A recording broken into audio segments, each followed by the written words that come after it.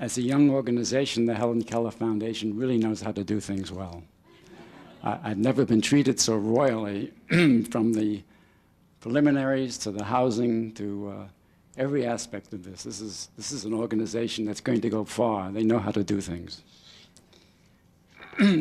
Needless to say, I'm pleased and honored to be named the 1995 Helen Keller Laureate.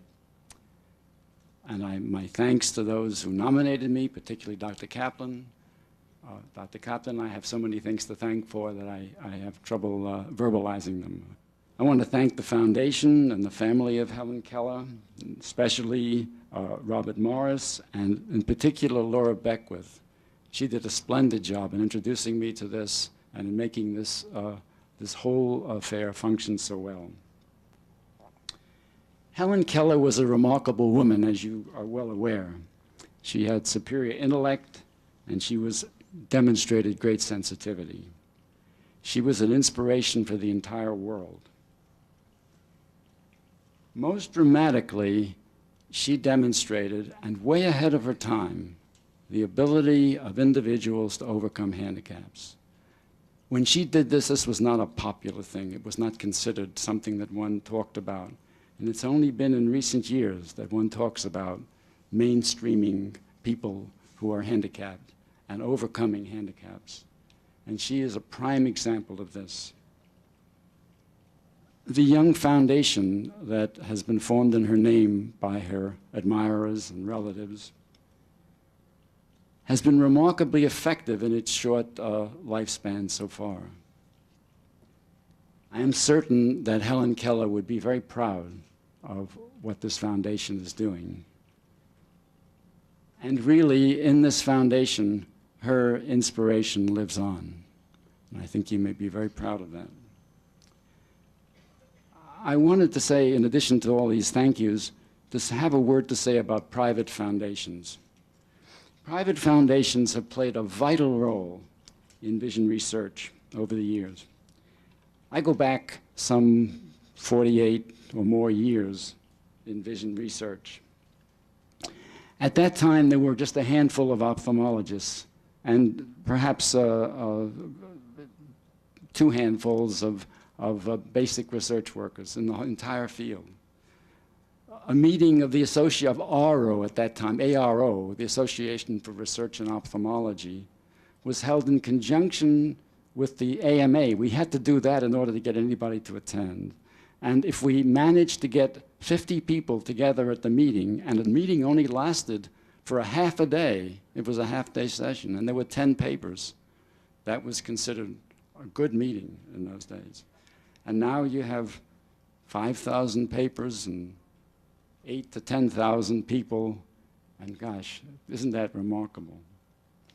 But it was the private foundations. Incidentally, in those days, when we met, the only support we possibly had, and this may be of some significance to some of you who are so down in the mouth about present situations, the only support we had in those days was either from our own pockets or from a grateful patient or from private foundations.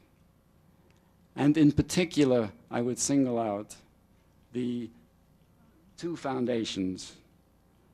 One, the work of Mildred Weisenfeld with the Fight for Sight.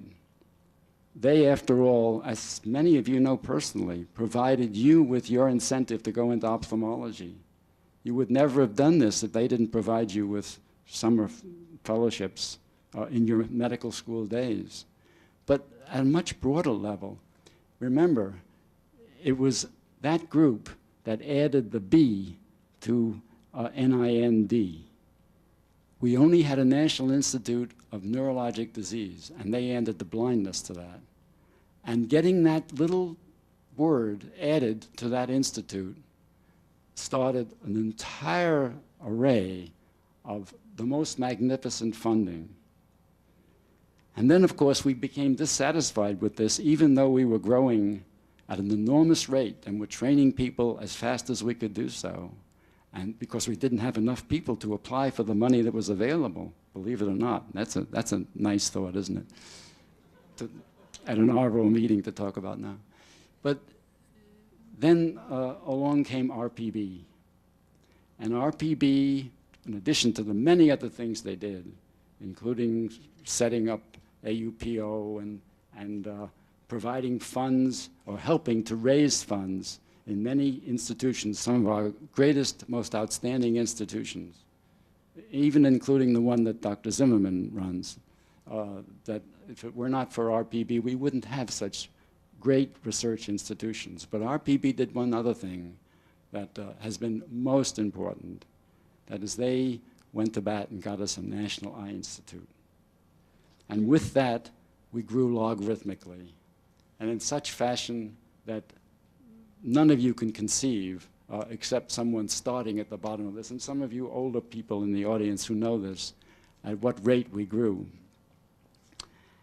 Now, unfortunately, or however you choose to look at it, realistically, we're beginning to level off.